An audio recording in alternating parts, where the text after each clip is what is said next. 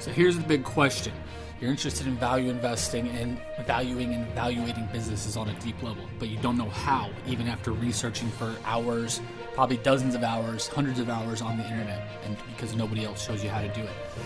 This podcast has all those answers and much more about value investing and finance. My name is Jason Rivera. Welcome to Value Investing in Your Car. Hey, Jason here. This episode of Value Investing in Your Car, I'm going to tell you the first time I ever learned an actual real-world valuation technique. Before I get to that, though, I need to let you know you can get this series as a podcast anywhere in the world for free on all major podcasting platforms, iTunes, Stitcher, SoundCloud, Spotify, Anchor, and more. You can get this as a podcast anywhere in the world for free on those platforms and get your value investing education on the go. Okay, so I'm going to take you back. I'm going to tell you a little bit of a story about the first time I ever learned a valuation technique. Before I do that, I need to give you some context. So when I first started value investing, it took me 3 or 4 years to kind of learn anything of value, honestly. There were no courses. There were very few blogs.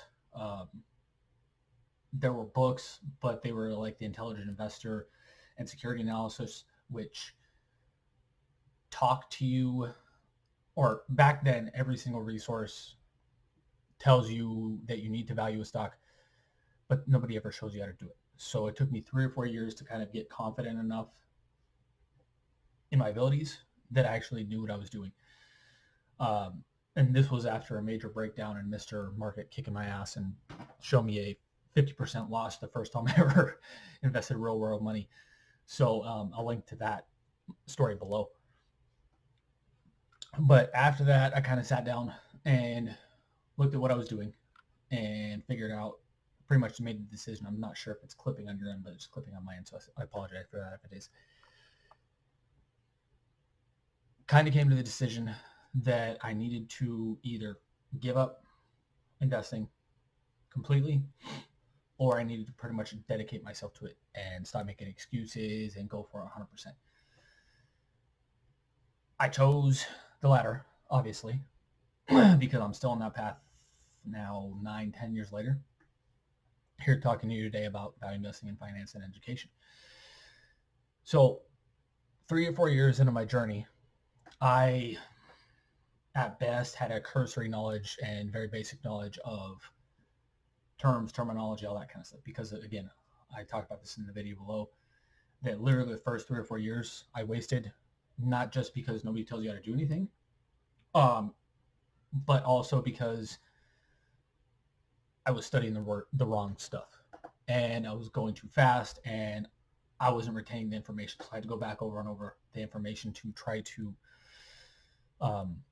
get it better in my mind, I guess is the best way to put it. So I remember things.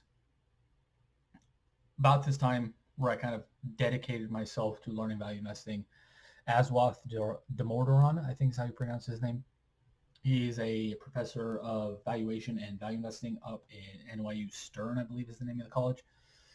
And he released a valuation course online for free. And it was the first time I ever seen anything like this. I was like, oh, okay. I signed up for it and had notes, or took the course, took notes on a notepad by hand like this, and I was all excited. And then he was talking about value investing theory and valuation, how important it was, and then he kind of laid the groundwork. And about halfway through the program, he actually got to the valuation techniques. And it was DCF valuations. For those of you who have been here for a while, I don't do DCF valuations. This is why. So he was going through his example valuations, and he was in his spreadsheet, and I was like, oh, this is cool. And I'm learning an actual valuation technique for the first time. Again, I've been learning at that time 3, 4, 5 years, something like that. It was the first time I was learning a real world valuation technique. But as he was going through his process, I don't know if he brought it up or one of the students brought it up. Again, this was 9 or 10 years ago, so I don't remember the exact details. But either he brought it up or somebody asked a question and said, because in DCF valuations, there's a lot of multiples, there's a lot of things kind of moving parts all over the place. And he said, again, I don't remember what was the question or if he just brought it up. He said, if you're off by 10% on one of these metrics, it can make a huge difference in the valuation. I was just, because there's 5, 10, 20 things, depending on how much you want to put in the DCF valuation. It's like if you're off by 10% on one, and it could make a huge difference in the valuation. What if you're off by 10% on 5 or 10 of these metrics? It just logically, the DCF valuation after that didn't make sense to me. And this was kind of leading up to, it also includes things like beta, which I think is pretty much useless. Risk-free rates, which I don't use at all because, again, I think it's pretty much useless. So it also included other things that I don't, even then, didn't make sense to me. And now I just don't use them at all because the more experience I've gained, the more I've seen that there's no such thing as a risk-free rate. Even if you have to put it into your DCF valuation, there's no such thing, or there's no real use for beta, so it doesn't make sense to put it into the thing. And I think even in his course, he said beta doesn't make much real-world sense, but he included a version of beta in the DCF calculation, which again didn't make sense to me. So this was literally the first time I ever learned a real-world valuation technique, and I get halfway through the course and I just kind of stopped because it didn't make sense to me. The DCF valuations, again, what he said based on the multiple metrics and beta and the risk-free rate, logically, it just didn't add up to me. So I kept searching. I think it was Santangle's review. If you're out there, Stephen Friedman, I've talked to him a couple times. Probably haven't heard the name Santangle's review in a while. I don't even know if they're still around, to be honest. But they used to be. And I think they were interviewing a hedge fund guy or a hedge fund investor of some kind, and they actually went through evaluation. And I was like, oh, yes, this is it. This makes more sense. It was a process, a system that you can use every single time. Makes sense. Awesome. And it was straightforward. It was kind of a back of the envelope valuation. I don't remember which one it was, but I remember thinking, oh, this makes perfect sense. And it just kind of automatically clicked like that as soon as I read that. Then if memory serves me right, then I went to Buffett, Bruce Greenwald's book. It might have been his course first and then his book. He put out an online course for free. I think this was from csinvesting.com. And the videos, he talks about valuation techniques, asset reproduction value. And then I read his book, goes through different valuations, asset reproduction valuation being the one I use most from that. Now, I think that's the one I use most. I don't use earnings power value and some of the other valuation techniques. But again, I was starting to kind of build the process of learning these techniques. And at this point, so I knew 2 or 3 valuation techniques after 3, 4, 5 years of time. But these are the kind of first major building blocks in my personal value investing journey. And I'm sure some of you guys, if you've been around for a while like I have in this arena, this is kind of the same process you went through. Years of frustration, then you find 1 or 2 valuation techniques here or there, and then you kind of put them together and kind of go from there. Because again, there were no courses, there were no blogs, and if there were blogs, they didn't show you the actual valuation techniques, all that stuff. So then from there, continue learning. Now I teach my students 23 different valuation techniques that they can do in an hour. But it started with learning one valuation technique that I don't even use in DCF valuations. I don't use it. This is the one I got a couple of criticisms about the first edition of How to Value Invest. We're taking care of most of those. Most of that was around editing. Back then I didn't know how to write well. The book wasn't edited at all other than by me.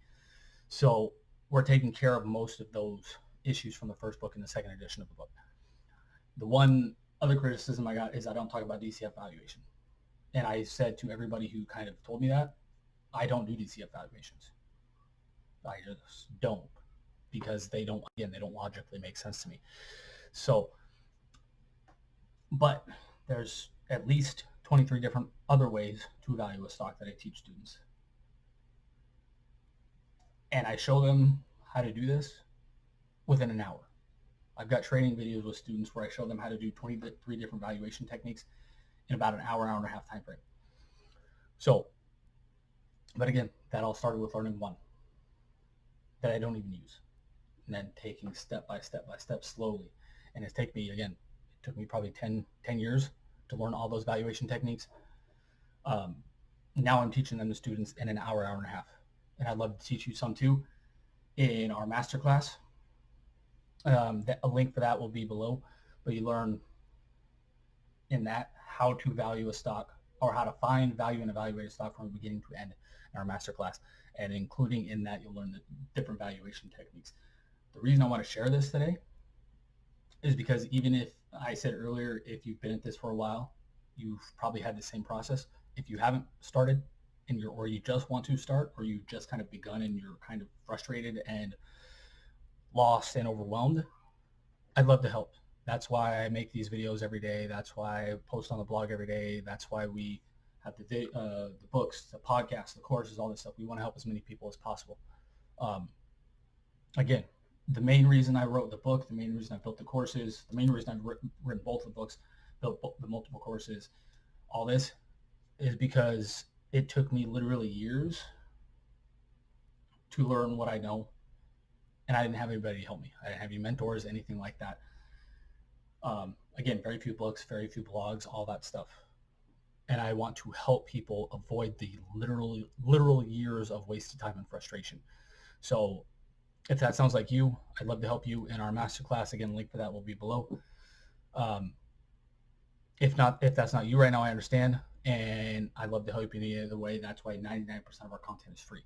So I'd love to hear a story about the first time you learned a valuation technique. Did it just kind of click like that, like it did with me? I'd love to hear your thoughts on DCF valuations. I always have interesting conversations with people who like DCF valuations when I don't. So those are usually interesting. I'd love to hear your comments on that, on anything in this video. Let me know. If you're listening on you or listening as a podcast, like, love, share, subscribe, comment, download. We really appreciate a review as well. If you're listening on YouTube or watching on YouTube, like, love, share, subscribe, comment, subscribe, and hit the notification bell so you're notified every time we release a new video, and release a new video all the time. The more likes, loves, shares, views, listens, comments, reviews we get on our podcast and all of our other content and our YouTube videos and stuff like that, the more people we can help. So we'd really appreciate a review on a podcast and comments and subscribes on YouTube. So until next time, I hope you have a great day. Talk soon.